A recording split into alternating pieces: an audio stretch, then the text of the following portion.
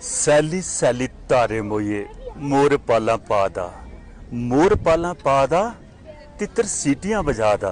ये चंबे दी जुगान की गल है, पर साढ़े जम्मू का जिहड़ा खास करिए ये टूरिस्ट प्लेस है नत्था टॉप।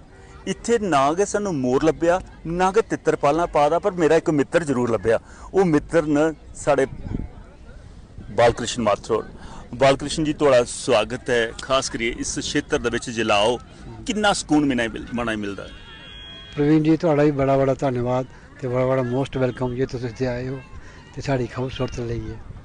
एक सोहना जिहा डोगरी गीत, तुस बड़े सोहने डोगरी गीत गुनगुनाते हो, मेरे दर्शकों लई एक प्यारा जिहा डोगरी गीत। प्रवीण जी एक गाना है, डोगरी गाना है, मगर ये डेडिकेटेड है उन्हें फौजी भाइयों की जिहड़े अपने देशा लई कुर्बान हो गए। बिल्कुल ये है गाना है प्रवीण जी कि एक फौजी भाई हुंदा बार्डर पर जांदा ते ओह बेचारा शहीद हो जांदा, घर ओहदी जनानी हुंदी ते एक निक्का बच्चा हुंदा ते ओह जनानी जिहड़ी है ओहदी याद विच कुछ चंद गुणगुणांदी है। ये मेरा अपना गै लिखे दा, कोई मैं लोकें दा चोरी नहीं कीता जी।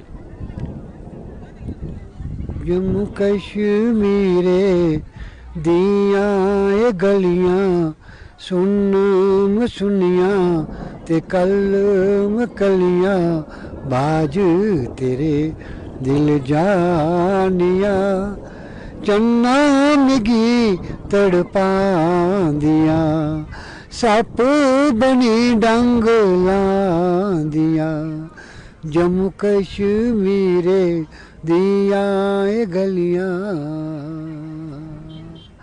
केई आउंदे तां केई न जंदे केई आउंदे तां केई न जंदे चैन दिलें दा लेई न जंदे उमरें दे रोने देई न जंदे डाडे विछोड़े पेई न जंदे चूड़ियां खुलियां बावां सुनियां पाई पाई बैन बुलांदियां चन्ना मिगी तड़पांदियां के बैर बदला सादे अरबा के बैर बदला सादे अरबा दसो कुतै जे चन्न मेरा लब्बा मेरा सुनेहा उनेंगी गलायो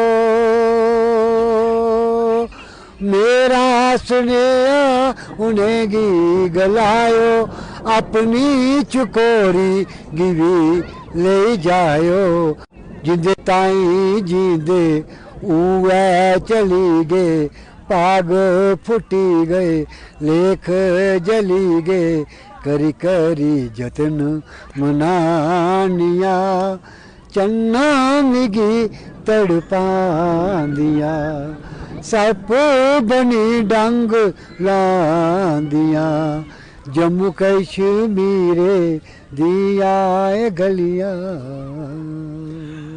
सचमुच दोस्तों जम्मू कश्मीर दी गलियां जिस